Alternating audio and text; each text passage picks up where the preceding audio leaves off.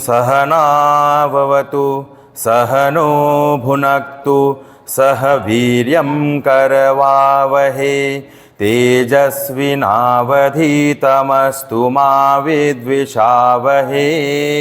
ओम शांति शांति शांतिः। मूकं करोति वाचालं पंगुं लंघयते गिरिं यत्कृपातमहं वन्दे परमानन्दमाधवं।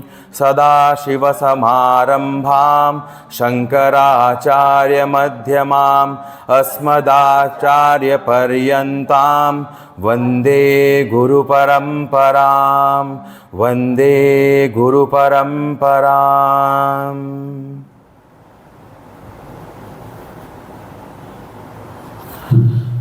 अभी हम सभी नाम संकीर्तन करेंगे। श्री राम जय जय राम ओम। श्री राम जय जय राम ओम। श्री राम जय जय राम ओम। श्री राम जय जय राम ओम। श्री राम जय जय राम ओम। श्री राम जय जय राम ओम। श्री राम जय जय राम ओम। श्री राम जय जय राम ओम। श्री राम जय जय राम ओम। श्री राम जय जय राम ओम।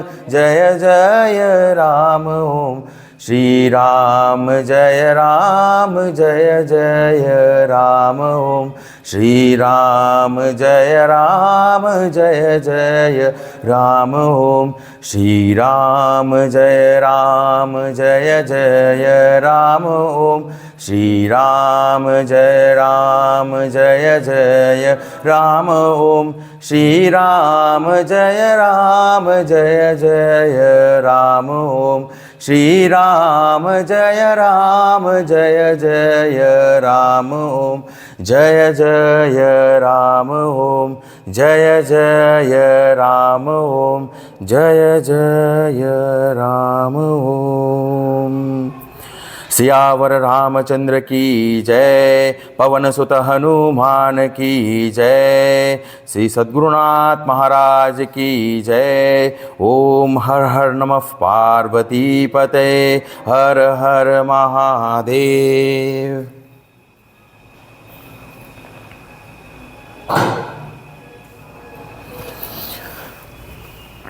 आप सभी का बहुत बहुत स्वागत है। आज हमारे चिन्मय मिशन में जो श्रवण साधना चल रही थी उसकी कड़ी वापस से आरंभ कर रहे हैं। बीच में ब्रेक पड़ा था, अब उसके बाद वापस से शुरू हो रहा है। और तीसरा जो तृतीय भाग है ये, और आगे इसको हम जो चैप्टर दूसरा है भगवत गीता का, उसको हम सभी विचार कर रहे थे, उस पर चिंतन कर रहे थे। और इस कड़ी को आगे बढ़ाने से पहले हम भगवान, हमारे गुरुदेव और ये जो ऋषि परंपरा है सभी, उन सभी से हम प्रार्थना करते हैं कि हमें इस ज्ञान को विचार करने का हमें जो है बल प्रदान करे और हम अच्छे से शांतिपूर्वक और एकाग्रता के साथ इसको पूर्ण कर सकें। तो हम अभी शुरू करते हैं। तो पिछले के कक्षाओं में हमने देखा किस प्रकार से कृष्ण भगवान ने जो है ज्ञान मार्ग के जो है उसको बहुत ज़्यादा उस पर उन्होंने फोकस किया, अच्छे से उसको समझाया। और जो पारमार्थिक दृष्टि है, यानी कि जो एब्सोल्यूट रियलिटी, यानी कि जो सत्य है, उसके बारे में बहुत कुछ बताया। आत्मा के बारे में बताया कि आत्मा अचर है, अव्यय है, सनातन है, पुरातन है और अव्यक्त है, अचिंत्य है। ऐसे ऐसे बहुत सारे चीज़ों के साथ उनको बताया गया। उसके बाद जो है बहुत ही गहरे विचार को भी बहुत बताने का उन्होंने प्रयास किया। कृष्ण भगवान ने कहा कि जो सत्य है वही एग्जिस्ट करता है और जो जगत है वो क्या है, असत है, एग्जिस्ट ही नहीं करता, ऐसा कहा। और ये बहुत ही मिथ्या हम लोगों ने पढ़ा था। मिथ्या से भी एक जो स्तर है वो ऊपर उठ चुका है और इस प्रकार से उस दृष्टि से सब चीज़ों को समझाने का प्रयास किया। उस दृष्टिकोण के माध्यम से सारा का सारा जो है उन्होंने बताया। तो उन्होंने ये जो जगत को क्या कहा, मिथ्या पहले कहा, उसके बाद कहा ये जगत तो है ही नहीं। और उसके बाद फिर जो है सुख दुख में कैसे एक जो है ज्ञानी पुरुष जो है, धीर पुरुष जो है, वो कैसे सम रहता है, मन के स्तर से सम रहता है। और इन मन के स्तर से सम यानी कि जो सुख और दुख है उसमें उसे कुछ भी जो है परेशानी नहीं होती, वो उसे गुजर जाता है। और इंद्रियों के माध्यम से अगर स्तर से देखे तो वो उसमें क्या है, जो शीत और उष्ण है, यानी कि जो संसार के जो दुख है जो हमें ज्ञान इंद्रियों के माध्यम से होता है, वे सभी चीज़ों को वे क्या है, उसमें बोला तितिक्षा को धारण करो। तो ये हमने इसको देखा। और अब जो है ऐसा कहा कि जो पिछले श्लोक है 26वां श्लोक जो है उसको हम क्या करते हैं, एक बार रीड करते हैं। हमने ऑलरेडी किया है, उसको पढ़ते हैं और फिर 27वां भी साथ में पढ़ते हैं।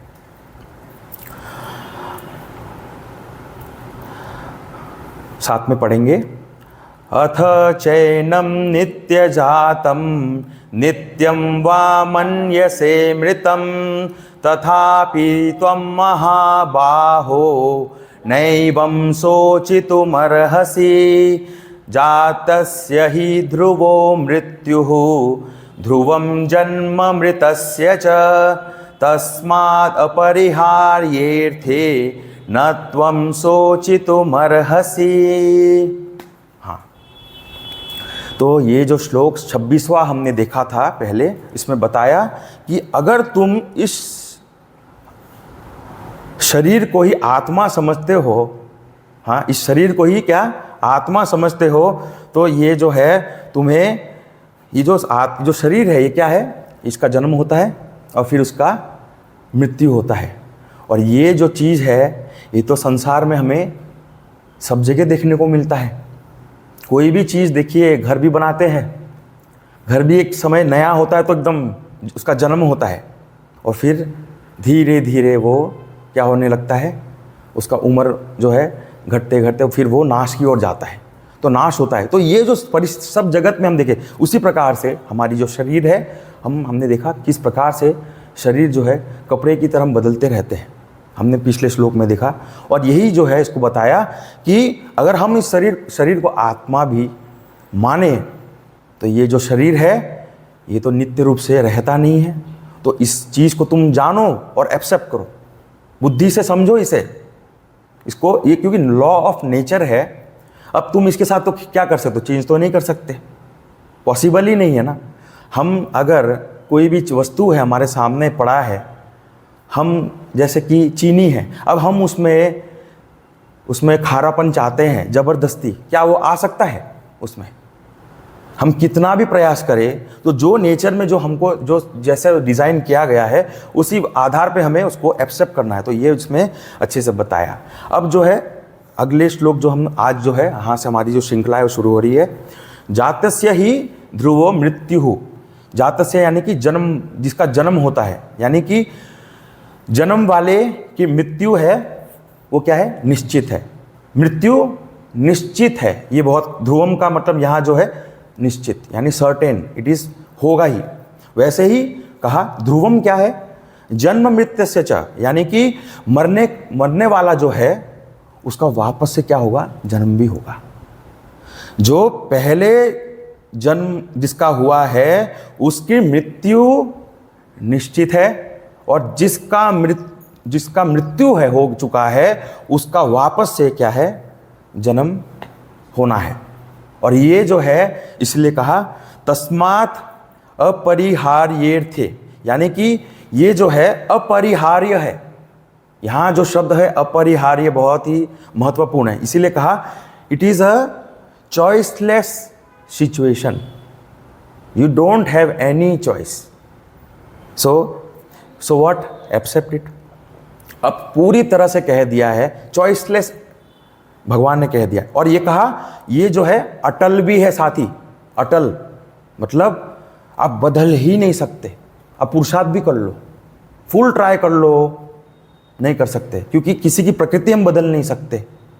पानी की प्रकृति को हम बदल नहीं सकते, हम उसको कन्वर्ट कर सकते हैं, ट्रांसफॉर्म कर सकते हैं, लेकिन उसकी प्रकृति हम क्या बदल सकते हैं, नहीं कर सकते। अग्नि की प्रकृति को बदल सकते हैं, नहीं, क्योंकि उसमें अग्नि ही उसका क्या है, गर्माहट जो है, उसका हॉटनेस जो है वही उसका स्वरूप है। अब उसमें से हॉटनेस ही निकाल दे तो वो अग्नि रहेगा भी क्या, बिल्कुल भी नहीं रहेगा। इसी प्रकार से ये अपरिहार्य कहा, इसीलिए कहा न त्वम सोचितो मर्हसि। देखो हर श्लोक में नैवम सोचितो मर्हसि, न त्वम सोचितो मर्हसि, मतलब कि हर चीज में भगवान एक ही प्रयास करे, अलग अलग दृष्टिकोण से वो बताने का प्रयास करें। क्या प्रयास करें कि तुमको शोक नहीं करना है, शोक नहीं करना है, बस एक ही बात पे फोकस है। और उसके लिए अलग अलग दृष्टिकोण से, हर बार अलग अलग दृष्टिकोण से, विचार के माध्यम से जो है एनालिसिस पेश कर रहे हैं, उनको बता रहे हैं अलग अलग स्तरों से।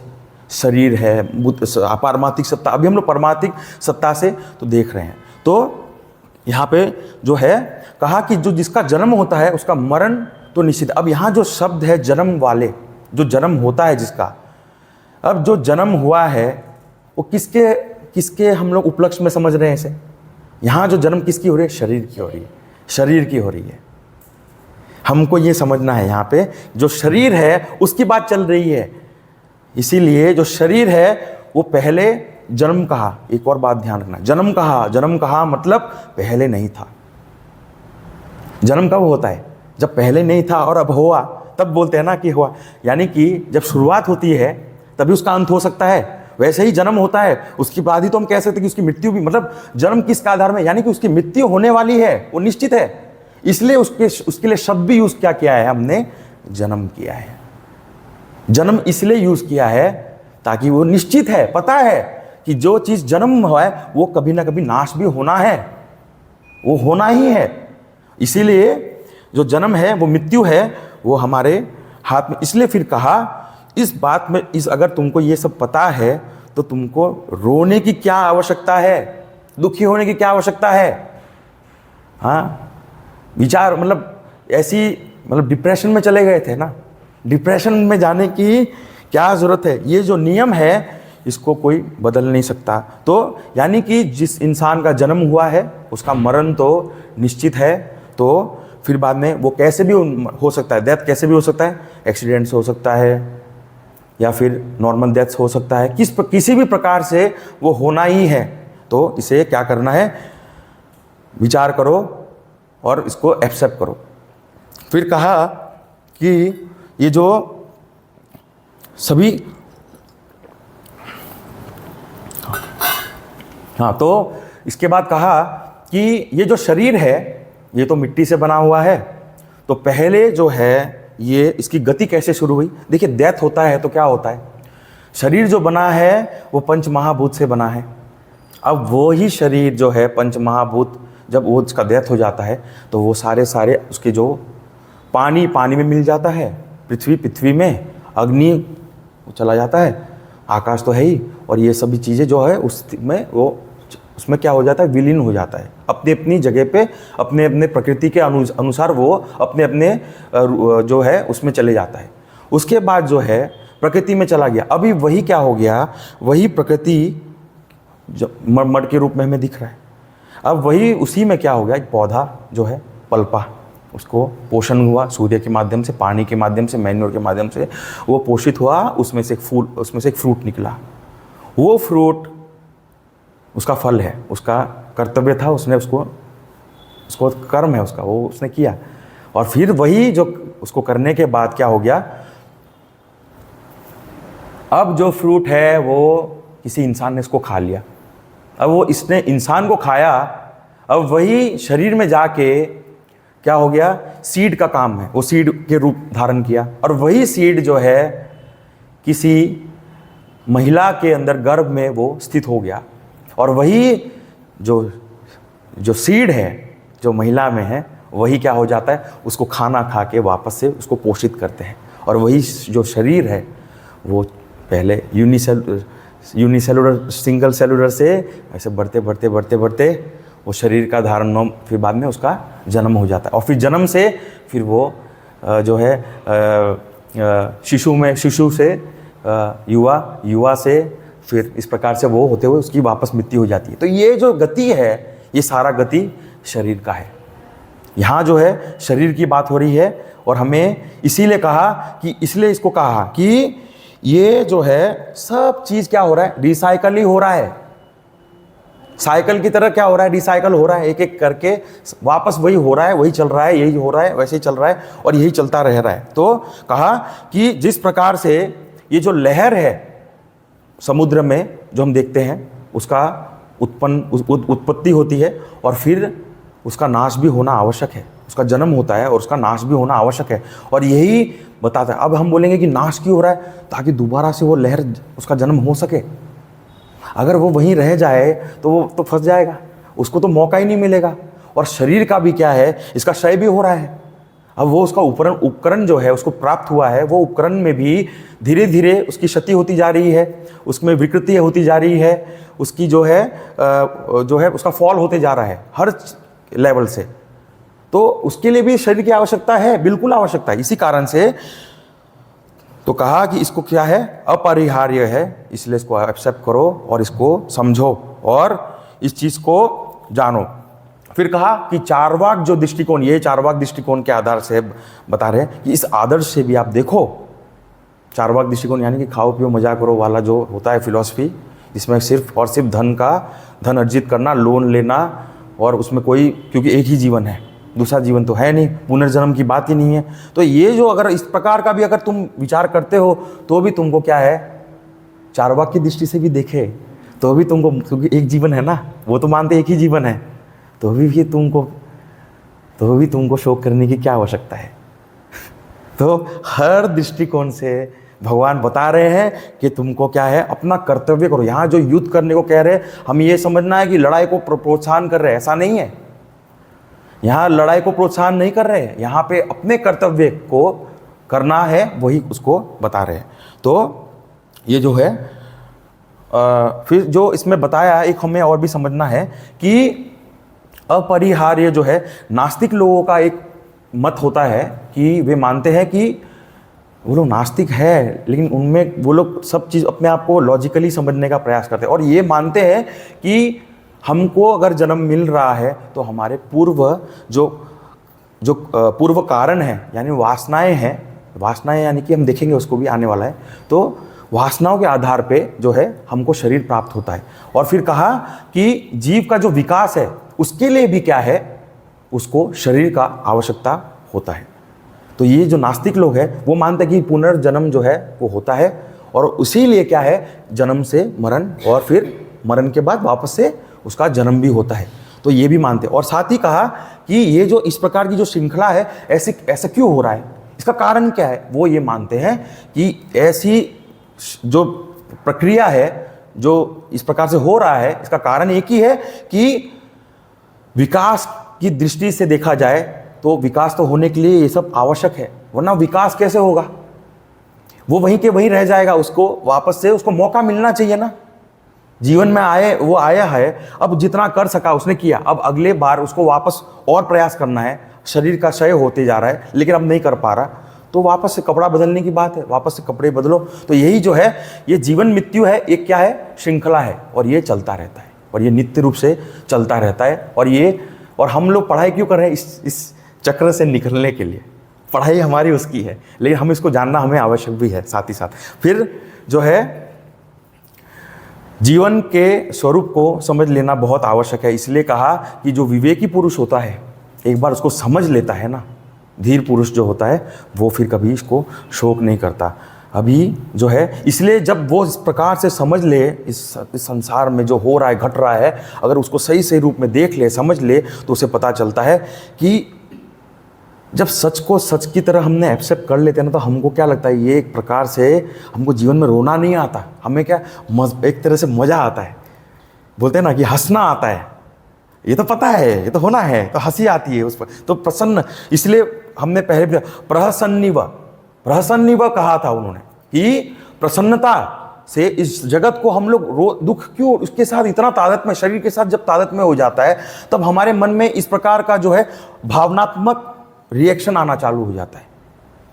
ये भावनात्मक रिएक्शन है, रोना धोना, हाँ, चिंता करना, शोक करना, ये सब क्या है, रिएक्शन है। ये सब रिएक्शन है, उसके आधार पे रिएक्शन आ रहा है। लेकिन जो इसको बुद्धिमत्ता के आधार पे सही रूप में उसको जानता है, समझ लेता है, वो तो इस संसार को देख के हंसता है, नाटक चल रहा है ये तो वैसा जो है, ये जो श्लोक 27वां हमने इसको पूरा किया। अब जो है अगला जो श्लोक है 28वां, उसको देखते हैं। अव्यक्तादीनि भूतानि व्यक्तमध्यानि भारत अव्यक्त निधनान्येव तत्र का परिदेवना। हाँ, तो कहा तत्र का परिदेवना, तो चिंता और शोक करने की क्या बात है? वापस यहीं पे वही, क्यों शोक करना है? सब में यही देखिए, एक ही चीज आ रहा है बार बार। तो कहा भारत, भारत यानी संबोधन कर रहे हैं अर्जुन जी को, तो कहा अव्यक्ता दीनी भूतानी, यानी कि अव्यक्त, यानी कि ये जो भूतानी यानी कि जितने भी प्राणी हैं, भूतानी सारे जितने भी प्राणी हैं, समस्त प्राणी जितने भी है, वो व्यक्त, यहाँ पे जो व्यक्त है, व्यक्त मध्यानी, फिर कहा व्यक्त मध्यानी और अव्यक्त कहा, फिर कहा तो यानी कि जन्म से पूर्व और मृत्यु के बाद, जन्म से पहले और मृत्यु के बाद वो जो है उसकी अवस्था कैसी रहती है? अव्यक्त रूप में रहता है। किसकी? सभी प्राणियों की, समस्त मतलब यानी कि भूतानी, सभी भूतानी यानी सभी प्राणी इसी अवस्था, प्राणी की बात चल रही है, पत्थर वत्थर की नहीं, सिर्फ प्राणी, उसमें प्लांट्स भी है, सभी है, सभी के बारे में चल रही है। सिर्फ प्राणी कहा, ये नहीं कहा मनुष्य, मनुष्य नहीं कहा, प्राणी है, ये हमें ध्यान रखना है। सब के बारे में बता रहे, जितने भी लिविंग बींग्स है, जो कॉन्शियस है, अवेयर, जिसमें अवेयरनेस है, लिविंग है, हाँ, तो वो उसकी बातें चल रही है। तो वे सभी के लिए बताया गया कि वे जन्म से पहले और जन्म के बाद, मृत्यु के बाद वे अव्यक्त रूप में थे, और बीच में मध्यानी, व्यक्त मध्यानी कहा, व्यक्त, और इसके बीच में वे क्या थे? व्यक्त थे, व्यक्त थे, तो बाकी टाइम वो अव्यक्त थे। इतना ही समय जो था वो व्यक्त था। इसलिए जगत में जो होता है, जायते गच्छति और तिष्ठति। जायते यानी जन्म हुआ, तिष्ठति मतलब जायते तिष्ठति, और जगत गच्छति और तिष्ठति। गच्छति फटाफट होता है, फटाफट होता है, और ये जो गच्छति है ना, ये व्यक्त के बारे में यहाँ पे चल रहा है, व्यक्त। और जो है, इसलिए कहा ये जो व्यक्त है, ये अवस्था क्या रहता है? व्यक्त अवस्था बीच में रहता है, और ये जो पहले है, तो ये तो इसमें भी तुमको क्या शोक करना है? ये जो है अनमैनिफेस्ट बोलते हैं इसे, अव्यक्त। अभी थोड़ा अव्यक्त को हम समझेंगे कि अव्यक्त जो होता है वो क्या होता है। तो यानी कि जो हमारा जो अव्यक्त, यानी कि जब ये सब चीज़ें हमको जगत में देखने को मिलता है। जैसे कि एक इंसान जो है जब वो सो जाता है तो अभी जब जागृत में रहता है तो वो सब जगत को अनुभव करता है, सभी चीज़ों को अनुभव करता है, दुख को अनुभव करता है, दुख को ज़्यादा अनुभव करता है लेकिन सुख को भी थोड़ा थोड़ा अनुभव कर लेता है बीच बीच में। हाँ, फिर ये सभी चीज़ें उसके साथ क्यों? क्योंकि उसका मन जो है जागृत है, एक्टिव है। वो वैसे ही जब वो सो जाता है तो क्या हो जाता है, उसका मन लीन हो जाता है, लीन हो जाता है। और उसी अवस्था को क्या कहते हैं, अव्यक्त। तो हम रोज व्यक्त और अव्यक्त की स्थिति में हमेशा रहते हैं, वो हमारा नेचुरल। हम लोग रोज सोते हैं और बिना डरे, रोज हमको डर लगता है सोने में, किसी को डर लगता है? नहीं लगता। लेकिन जैसे बोल दिया ना मरने के बाद अव्यक्त हो जाएंगे, वाह नहीं, वो भी सोना ही है एक प्रकार से देखा जाए तो। वही अव्यक्त का मतलब सोना ही होता है, बस बिना शरीर के सो रहे, बस इतना फर्क है। शरीर यहाँ छोड़ दिया, सो कहीं सो रहे, ऐसा अव्यक्त। हाँ, तो इस प्रकार से तो घबरा जाते हैं। तो ये जो है हर रोज कर रहे हैं हम।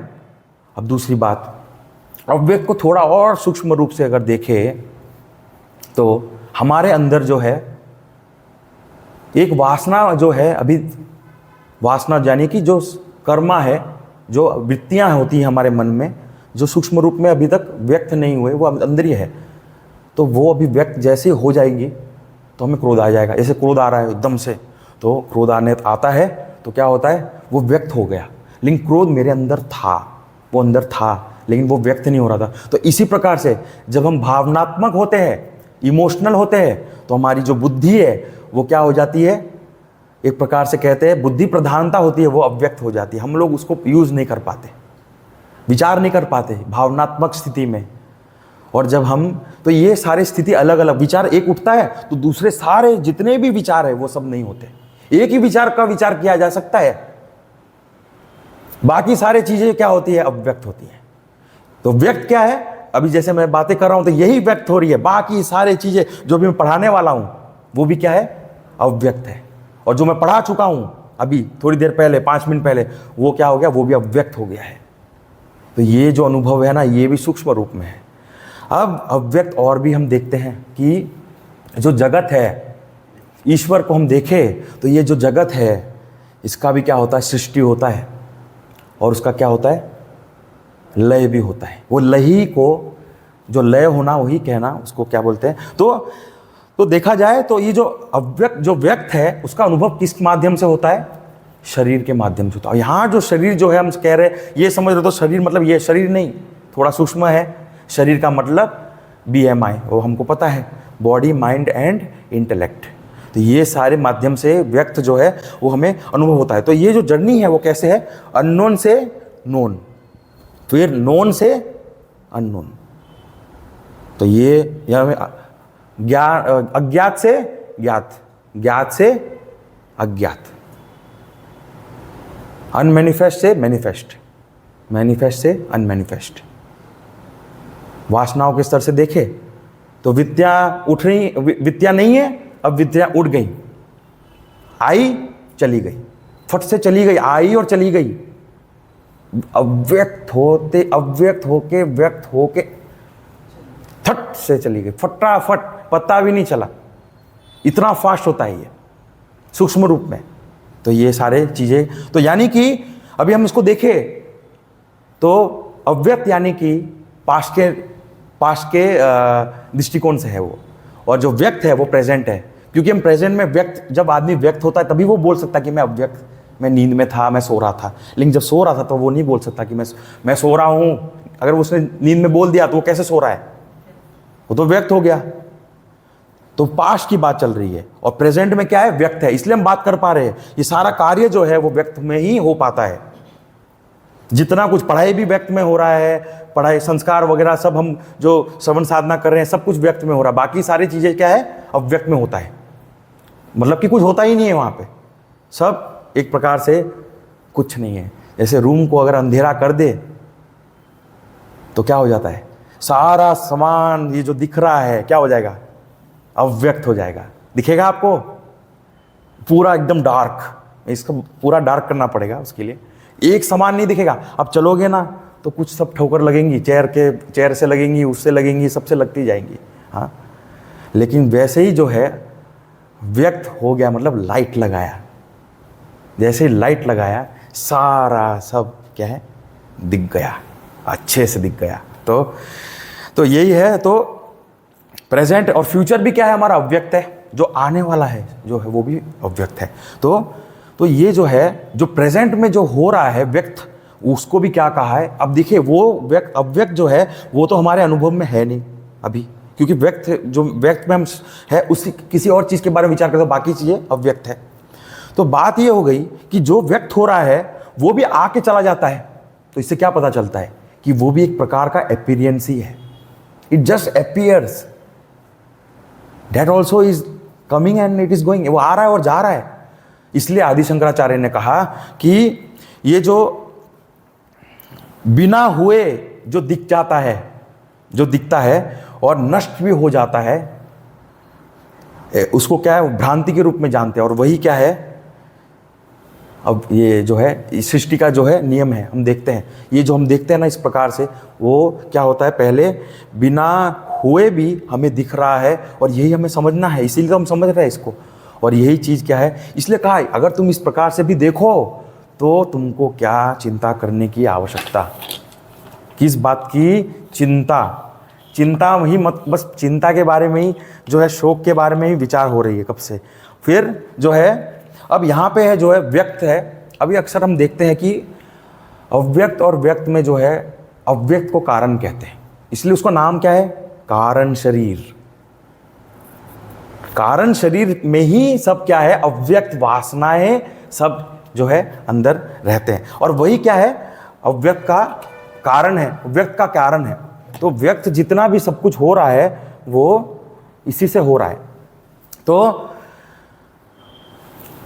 अब किसका हो रहा है व्यक्त, वो भी हमें देखना है। व्यक्त किसका होता है, ऑब्जेक्ट्स का होता है। सब्जेक्ट तो उसको देखता है वो, लेकिन जो ऑब्जेक्ट है किसको देखता है, ऑब्जेक्ट उसमें क्या है वृत्तियां हैं, वो आ रही है जा रही है, अनुभव है आ रही है जा रही है, सुख है आ रही है जा रही है, विचार है आ रही है जा रही है, सब कुछ आ रही है जा रही है। तो ये सब चीज़ चलता रहता है। तो कारण जो है वो अव्यक्त है और कार्य है वो क्या है व्यक्त है। वो सभी के सभी क्या है व्यक्त है। तो इसी रूप से ये क्या है, ये नियम है। अभी हमने समझ लिया कि ये ऐसे ही चल रहा है, व्यक्त अव्यक्त, व्यक्त अव्यक्त, ऐसे ऐसे चल रहा है। ये भी क्या है साइकिल है।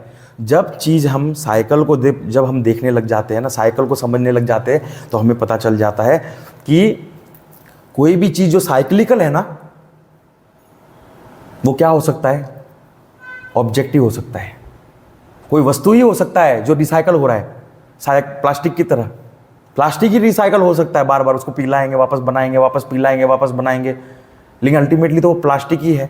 वैसे ही यहाँ जो है वो जो इस प्रकार से वो गुजरते जा रहा है, उस प्रकार से अव्यक्त है, वो गुजरते व्यक्त होता है और व्यक्त अव्यक्त होते जाता है। तो ये साइक्लिकल है और ये चलता रहता है। ये जगत में भी हमें देखने को मिलता है। अब इसके लिए एक उदाहरण भी है, हम अच्छे से समझ सकते हैं कि एक जो इंसान है, कोई है जो स्वप्न देख रहा है। अब स्वप्न में उसने जो स्वप्न देखा उसमें जितने भी पुरुष थे, उसने देखा कि पुरुष सभी को, बहुत लोगों को देखा, उसने जगत बनाया। जगत में तो सब होता है, घर होता है, तो उसने क्या देखा, उसने क्या बनाया, उसका अव्यक्त जो है वाइफ और अव्यक्त सन बनाया। स्वप्न में बनाया। वो अव्यक्त था लेकिन उसको क्या किया, व्यक्त किया किसमें, स्वप्न में किया। अब वो उनके साथ रह रहा है खुशी खुशी। जैसे ही वो जगा, वो था कौन मालूम है, वो ब्रह्मचारी था। उसे पता चला, अरे मैं तो ब्रह्मचारी हूं, अरे मेरी शादी ही नहीं हुई कभी, अरे शादी नहीं हुई तो मेरे बच्चे कैसे हो सकते हैं। हाँ, कैसे हमने उसको तुरंत क्या किया, रिजेक्ट कर दिया। और हमने उसको समझ लिया तुरंत। कैसे समझे, पता चल गया हमें तुरंत। कैसे पता चला, वो सत्य नहीं है। वो मैंने जो स्वप्न देखा अव्यक्त था, लेकिन व्यक्त हो गया। और व्यक्त होके फिर जैसे ही मैं जगा, व्यक्त में हो गया, मैं जग गया। जब जगा, जागृत में आया तो मुझे पता चल गया। तो ये जो है हमें पता चलता है। तो हाँ, तो अब इसको और भी हम देखते हैं। व्यक्त को, एक जो समुद्र है, समुद्र में एकदम शांत है समुद्र, तो उसमें जो लहरें हैं उठती हैं, बबल्स है वो उठती हैं। बबल्स उसमें जो थी पहले अव्यक्त थी, वेव्स जो थी वो क्या थी, अव्यक्त थी। जैसे ही वो वेव्स ने अपना एक रूप लिया खाली, और उस रूप का हमने क्या किया, एक नाम दे दिया, बस इतना ही। वो था तो क्या, जल ही था, लेकिन उसका नाम और रूप के आधार पर, क्योंकि हमने उसको इंद्रियों से देखा, तो हमने उसका क्या देखा, अरे हाँ ये वेव है, तो इसका नाम रख दिया, नाम रखा वेव, और या फिर बबल। लेकिन जैसे ही उसका नाश हुआ तो वो क्या हो गया, अव्यक्त हो गया, वापस अव्यक्त हो गया। तो वो क्या, बबल, तो वेव्स क्या है, व्यक्त होते हैं फिर अव्यक्त हो जाते हैं, वापस अव्यक्त से व्यक्त होते हैं फिर वापस अव्यक्त हो जाते हैं। तो ये सृष्टि हमारा भी यही है, हम भी इसी प्रकार से जन्म और मृत्यु, ये जो है क्या है, जन्म हुआ तो व्यक्त हो गए, व्यक्त होते होते उसके बाद जो मृत्यु हुई वापस क्या हो गए, अव्यक्त हो गए। किसकी तरह, वेव्स की तरह, बबल्स की तरह। हाँ, तो हमारे तो उससे क्या, उस आत्मा को कोई फर्क पड़ा, उस समुद्र को कुछ फर्क पड़ा, वही आत्मा है, उसको कुछ फर्क पड़ा नहीं पड़ा, हमको कैसे पड़ेगा। यही बात इसमें समझाया, इसलिए कहा शोक करने की क्या ज़रूरत है, रोने की क्या ज़रूरत है। हाँ, तो अब कोई इंसान घर चला जाए तो वो क्यों रोएगा, ये घर तो टेम्पररी है, वो भी तो घर है। सारा जगत में जहाँ भी जाओ घर ही तो घर है, सब भगवान ने ही तो बनाया है, ये भी घर है। यहाँ से वहाँ चले गए तो फिर वहाँ भी क्या दिक्कत है। अब यहाँ से हम अपने रिलेटिव के घर चले गए तो वो भी घर ही तो है, वहाँ तो दुख नहीं होता है। यहाँ से वहाँ चले गए तो क्या होगा आगे, पता नहीं, आगे का सृष्टि कैसा किस प्रकार क्या होगा, कुछ पता नहीं। हाँ, तो जो है, तो इस प्रकार से जो है अव्यक्त जो है, ये जो दृष्टिकोण है भौतिकवाद है। तो हम लोगों ने पारमार्थिक सत्ता से देखते हुए अब हम आ गए हैं भौतिकवाद दृष्टिकोण है ये। तो पहले जो दिखता नहीं था अब दिखता है, और वापस क्या हो जाता, नहीं दिखता है, उसी को तो मृत्यु बोलते हैं। पहले इंसान परिवार में चलता फिरता था, बात करता था, आज नहीं चलता, आज दिख ही नहीं रहा, है ही नहीं, चला गया, अव्यक्त हो गया, अव्यक्त में चला गया। मृत्यु भी ना बोलो, वो तो चला गया अव्यक्त में और वापस आएगा। इसलिए कहते हैं मृत्यु जब किसी के साथ घट जाती है, किसी के अपने रिलेशन में किसी के साथ हो जाता है, तब ये बहुत श्लोक जो है महत्वपूर्ण है। उस समय हमें ये समझाना है। देखो भगवत गीता में ये श्लोक जो है बहुत ही महत्वपूर्ण है, इसे अच्छे से समझो और जानो और सत्यता के साथ जियो। रोने धोने से क्या होगा, ये व्यवहार की दृष्टि से भी है हमारे लिए। खाली वो अर्जुन को समझा रहे नहीं है, हमको समझना है यहाँ पे, हमारे लिए भी है ये, है ना। तो ये जो है बताया उसमें। हाँ, फिर तो और ये जो है नियम है, तो ये तो होना ही है, तो कुछ बता नहीं सकते। अब ये बात ये हो गई कि आत्मा को जानना इतना कठिन क्यों है, इतना मुश्किल क्यों है। सब लोग जो है इसको समझ ही नहीं पाते, इतना कठिन होने का कारण क्या है।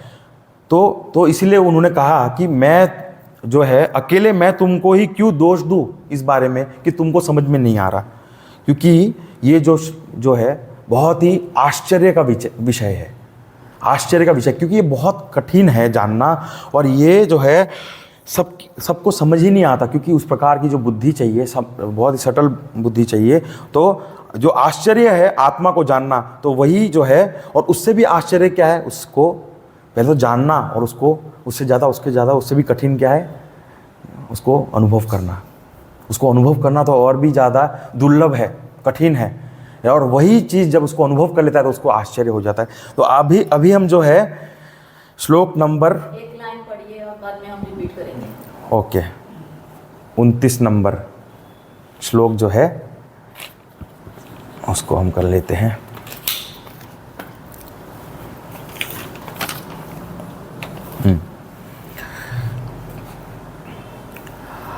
आश्चर्यवत् पश्यति कश्चिदेनम् आश्चर्यवत् पश्यति कश्चिदेनम् आश्चर्यवद् वदति तथैव चान्यः आश्चर्यवत् वदति तथैव चान्यः आश्चर्यवच्चैनमन्यः शृणोति आश्चर्यवच्चैनमन्यः शृणोति श्रुत्वाप्येन वेद न चैव कश्चित्। श्रुत्वाप्येनं वेद न चैव कश्चित्। हाँ, तो आश्चर्य है, ये आश्चर्य है। इसमें सिर्फ आश्चर्य का शब्द का जो प्रयोग है बहुत बार किया गया है। तो आश्चर्य जो शब्द है उसको भी हम देखेंगे। तो अभी थोड़ा इसको समझते हैं, श्लोक का तात्पर्य क्या है। तो कहा कोई भी इसे आश्चर्य के समान जो है देखता है, उसके लिए भी, जो इसको देखता है वो भी उसके लिए भी क्या है, आश्चर्य है। इसलिए कहा पश्यति, पश्यति। फिर कहा आश्चर्यवत् वदति, यानी कि जो इसके विषय में भी बात करता है। ये किसके बारे में बात हो रही है? जन्म मृत्यु या हमारे बारे में हो रही है? हाँ, तो आश्चर्य की बात जो है हमारे साथ जो होती है ना, आश्चर्य किससे रिलेटेड है? जो चीज़ हमको अनुभव होते जा रहे हैं ना, आगे आगे हम बढ़ते जा रहे हैं, जो चीज़ें हम समझ रहे हैं, हमको एक कहते हैं ना कि फर्स्ट टाइम जब हमारा अविद्या जब धीरे धीरे कम होते जाता है, हम आश्चर्य बढ़ते जाता है हमारा। क्योंकि आश्चर्य कब होता है? जब हमारा ज्ञान, हमारी ज्ञान में वृद्धि होती है। तो आश्चर्य का जो है मौके मिलते हैं, हमें बहुत मिलते हैं। तो ये हमारी स्टुपिडिटी पर हमको आश्चर्य आता है। हाँ, नहीं, वो भी आश्चर्य है, वो भी आश्चर्य है।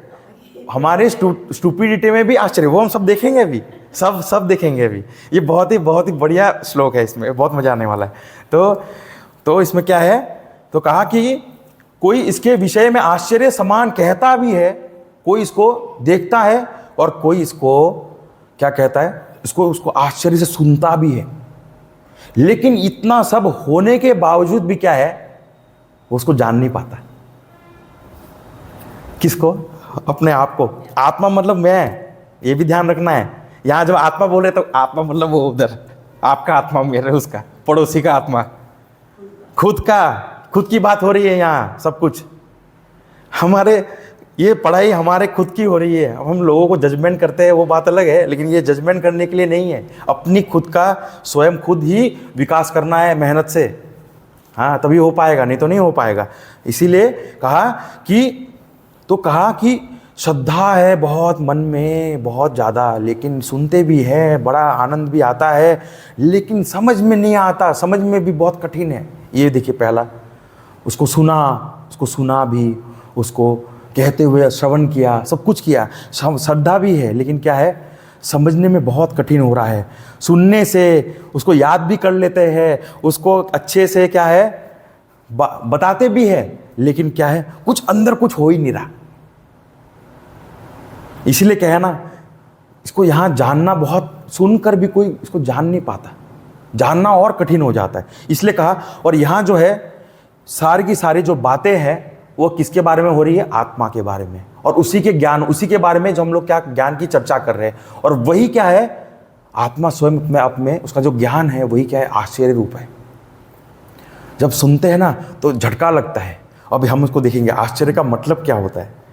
तो यहाँ जो बताया, तो आश्चर्य का मतलब होता है आह आह इति चर्यते यस्मिन इति आश्चर्यम।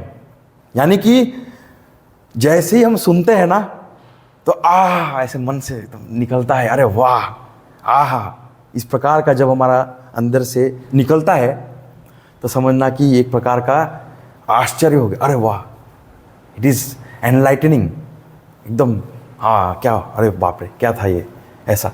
तो आश्चर्य, अब जब आश्चर्य होता है तो ये भी होता है आंखें बड़ी और मुंह खुला।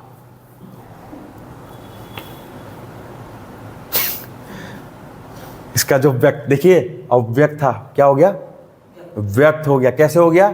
मुंह से और आंखों से, ये व्यक्त हो गया ना। एग्जाम्पल्स दिखा। तो ये जो है, इसलिए कहते हैं कि तो आ इति जो कहा, तो इसमें भी क्या है, तो क्या है, तो एक हमें समझना है कि सुना हुआ है तो क्या है, उसे जानना और कठिन है। सुन भी लेते हैं लेकिन जानना कठिन है। जान भी लेते हैं तो उसको समझना कठिन है, उससे भी कठिन है। और उसको समझ भी लेते हैं तो विचार करना और कठिन है। जीवन में लाना और भी कठिन। और साथ में विचार करना और उसके बाद उसको अनुभव करना वो और कठिन है। और जब अनुभव करके उसको अपने व्यवहार में लाना वो और कठिन है। सबसे कठिन। तो वो जो है वो अनुभव हो जाने के बाद फिर व्यवहार में आ ही जाता है। It is a by product. व्यवहार is a by product of our experience. It is a by product of our experience. When we experience it is like normal. वो हमको कोई प्रैक्टिस करने की भी ज़रूरत नहीं है। कोई वेद पढ़ के हम कार्य नहीं करते, वहाँ अपने आप वेद निकलता है। शरीर से, व्यवहार से दिखता है वो कि वेद ही, इसका जो जीवन का शैली है वो वेद के अनुसार ही चल रहा है, धर्म के अनुसार ही चल रहा है। तो आत्मा समझ में नहीं आता। देखने से, सुनने से जब जो होता है हमें आश्चर्य का अनुभूति होता है। तो इसमें भी एक स्टेजेस अलग अलग है। देखिए पहले क्या होता है कि जैसे कि एग्जाम्पल, हमने दृश्य देखा जगत में, सारा का सारा जो दृश्य है उसको देखा, हाँ, और हमको कुछ समझ में नहीं आया लेकिन हमको आनंद आया। उस आनंद को भी जब अनुभूति हो जाती है तो भी क्या होता है, अंदर से क्या निकलती है, हा वाह क्या दृश्य है ना। ऐसा भी होता है। तो समझ में क्या होता है, आया नहीं लेकिन अंदर से मजा आया। बोलते हैं ना, प्रवचन सुना, बड़ा आनंद आया, लेकिन क्या याद नहीं है, समझने में याद तो मजा आया बस इतना, ऐसा कहते हैं हम। ये जो है शुरुआत की स्तर है। उसके बाद जो है जो होता है वो दूसरा है। उसमें क्या होता है, जो हमने अपेक्षा, हम लोग सुन रहे और एकदम से एक नया थॉट जुड़ गया, एडिशनल। इतने सारे तो हम जानते थे लेकिन ये चीज़ पता नहीं था। ये सुनने को एक थॉट, और वो हमें क्या करता है, अरे वाह मजा आ गया। दिस इज व्हाट आश्चर्य। एक थॉट, वो सुन रहे हैं, विचार कर रहे हैं, और हम खाली यहाँ प्रवचन की बात नहीं कर रहे, अपने काम में भी हम काम कर रहे, दिमाग में कुछ क्लिक नहीं कर रहा, कुछ समझ नहीं आ रहा, जैसे ही एक आ गया थॉट, कहीं से आ गया, इंट्यूटिव नॉलेज आ गया, कहीं से विचार आ गया, अरे वाह क्या बात है। फिर हमको पता चलता है, और वो आश्चर्य से हमें पता चलता है कि आश्चर्य करने का मौका हमें दे कौन रहा है, भगवान से आया है वो, और भगवान ही हमें आश्चर्यचकित करते हैं और आश्चर्य से हम उसको देख पाते हैं। नहीं तो हमें तो ऐसा हर चीज़ जब हम करते हैं नए शुरुआत में आश्चर्य होता है। तो ये जो है दूसरा लेवल है इसमें। अब तीसरा लेवल ये है कि, और हाँ एक और लेवल है कि कुछ लोग होते हैं जिनको बता देते हैं और उनको बहुत देर बाद समझ आता है, तो भी आश्चर्य होता है। बोलते हैं ना ट्यूबलाइट, व्यवहार में बोलते हैं कि बल्ब जलाया है लेकिन जलने में टाइम लगता है ना उसको, इसलिए आश्चर्य होने में सबको समझ में आया, सब लोग आश्चर्यचकित, लास्ट में उसको आश्चर्य हुआ। तो ये भी एक आश्चर्य होता है, हाँ, ये भी एक प्रकार का आश्चर्य है, हाँ। और लास्ट वाला जो आश्चर्य है वो है जैसे ही बताया वैसे ही समझ आ गया। वाह क्या बात है, जैसे ही बताया वैसे ही समझ आ गया, विचार करने की भी आवश्यकता नहीं, इतना मन शुद्ध है कि बोलते ही वाह आ गया, हाँ समझ गया, मैं समझ आ गया। तो ऐसा जो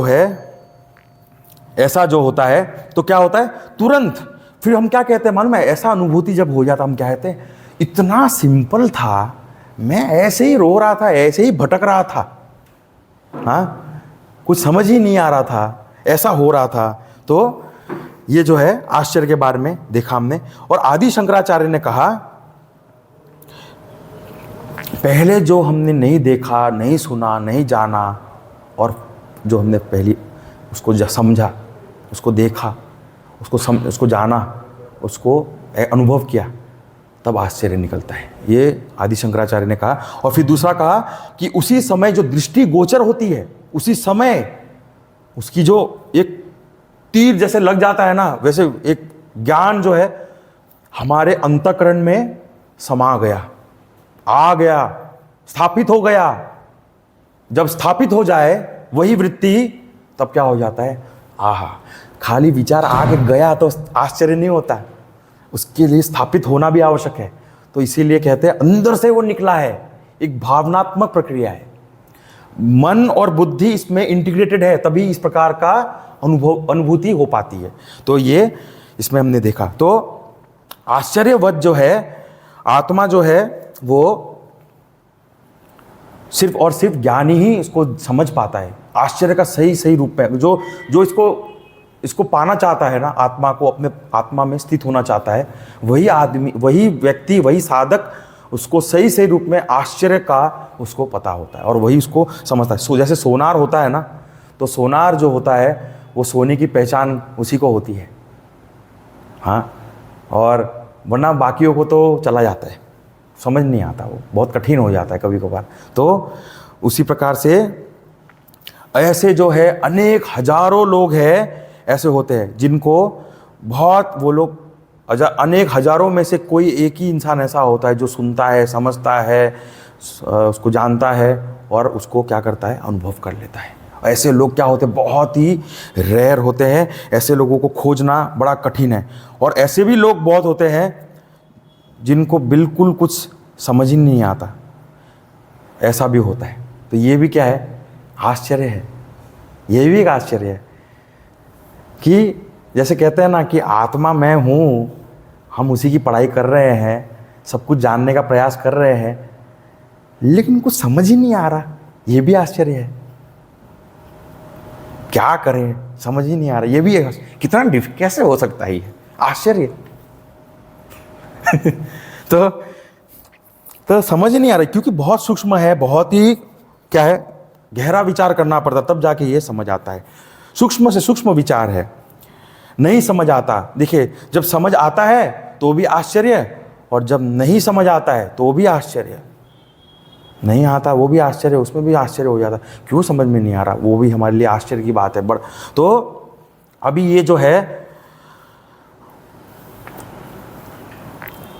इसमें कहा कि वो है की बात चल रही है, अस्तित्व की बात चल रही है, अस्थि की बात चल रही है जो है किससे रिलेशन में है, आत्मा से रिलेटेड में। आत्मा है, उसका अस्तित्व हमेशा से है, हाँ। अब उसको एक्सपीरियंस करते हैं। हम लोग को समझ नहीं आता, बात करते हैं ना, तो कुछ व्यवहार में हम लोग जब एक्सप्लेन करते हैं, क्योंकि ज्ञान किसके स्तर पे रह रहा है, बुद्धि के स्तर पे ही रह रहा है, फ्लोटिंग हो रहा है। मैं बुद्धि से बात कर रहा हूँ, आप भी बुद्धि से सोच रहे हैं, अनुभूति कुछ नहीं है। तो आत्मा होती भी है क्या, मन में प्रश्न आ सकता है किसी के भी। तो एक एग्जाम्पल है, गुरुदेव ने बहुत ही, गुरुदेव देते हैं एग्जाम्पल, इलेक्ट्रिसिटी योगा, आप सभी को पता है, थोड़ा सा उसके बारे में जानेंगे। तो एक बार क्या होता है, एक चाचा है, उनके जो रिलेटिव है वो आते हैं उनके घर पे।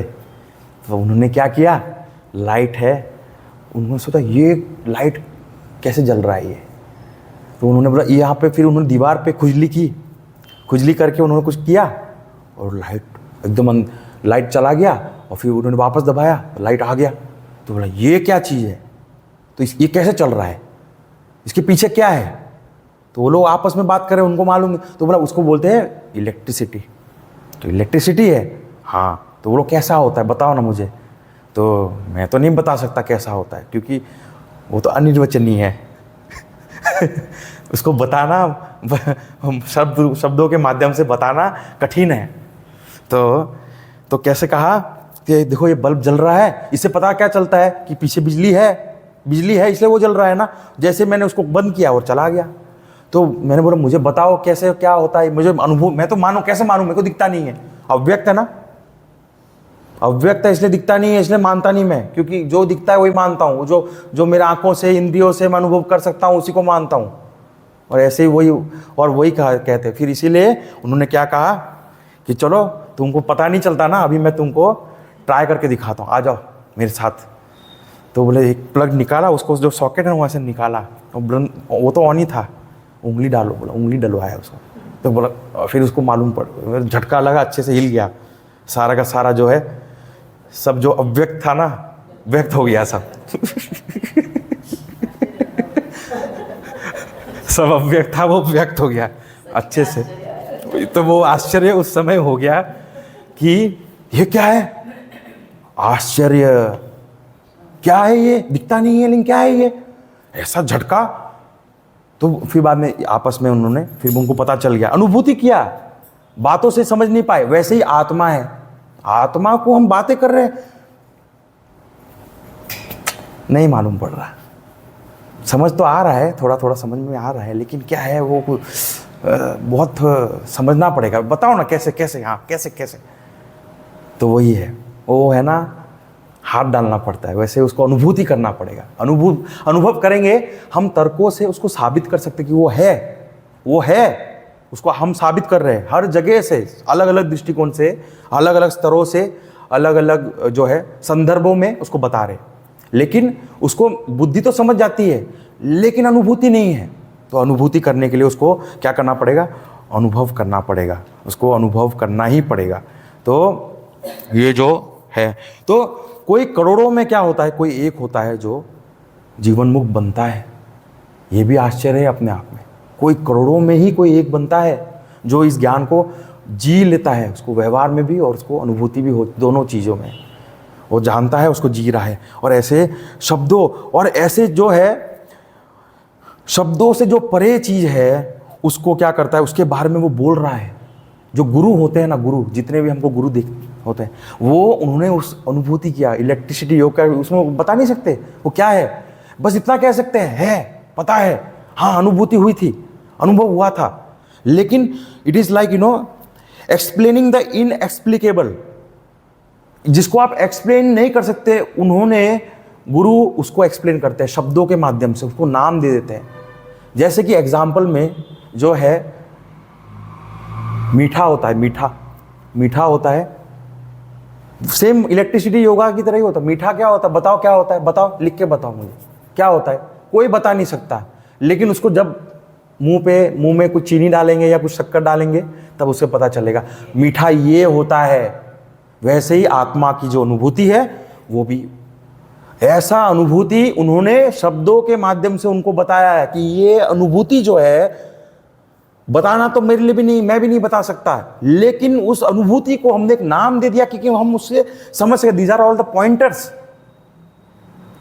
Pointers, but this is not the, उसका जो रियल क्या है वो तो कोई नहीं बता सकता, वो क्या है उसको बहुत कठिन है बताना।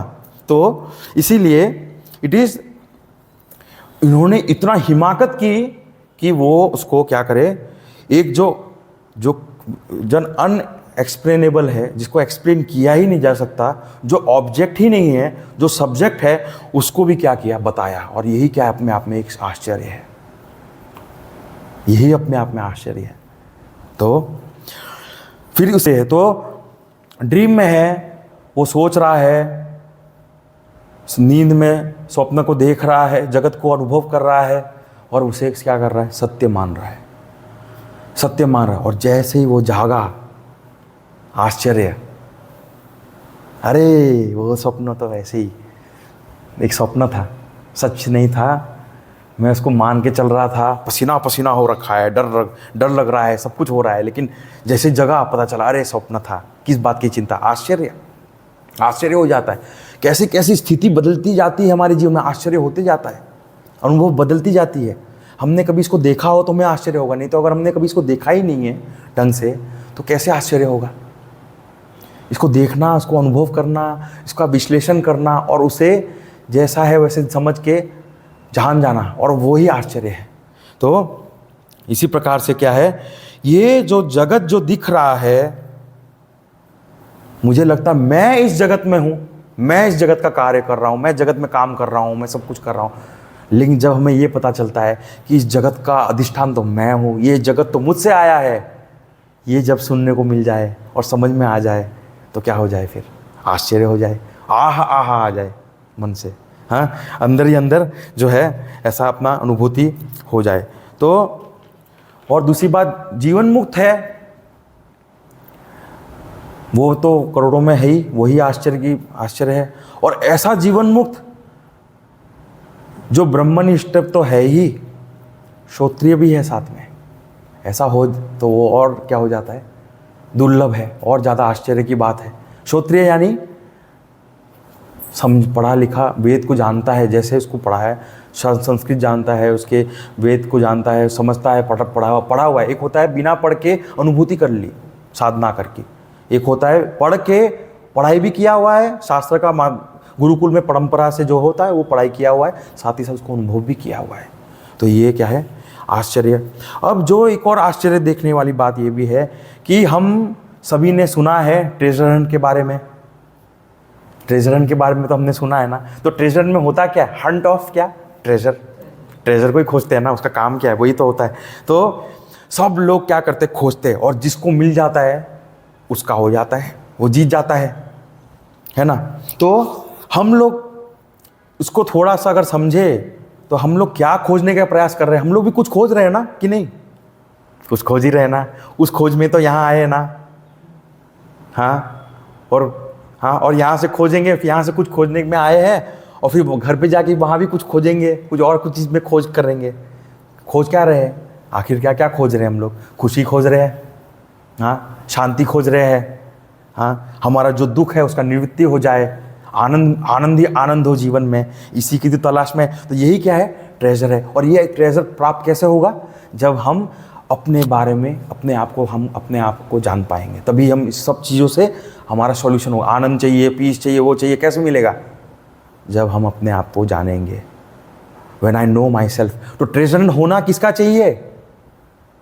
सुख का होना चाहिए, या बाहर शांति वगैरह बाहर खोज रहे हैं? कहाँ होना चाहिए? यहाँ होना चाहिए यहाँ का। तो ट्रेजर किसका होना चाहिए? स्वयं का होना चाहिए। हम देखिए ट्रेजर क्या खतरनाक है ना। सामान ट्रेजर करते कहाँ है? बाहर जाके खोजना पड़ता है, इधर खोजना पड़ता है। यहाँ ट्रेजर कैसा है? यहीं है, अंदर ही है, छुपा हुआ है। हंट भी वही करना है, स्वयं को ही खोज रहे हैं, स्वयं ही सही गुम। ऐसा कैसा हो सकता है? देखिए आप सोचिए, यही आश्चर्य है।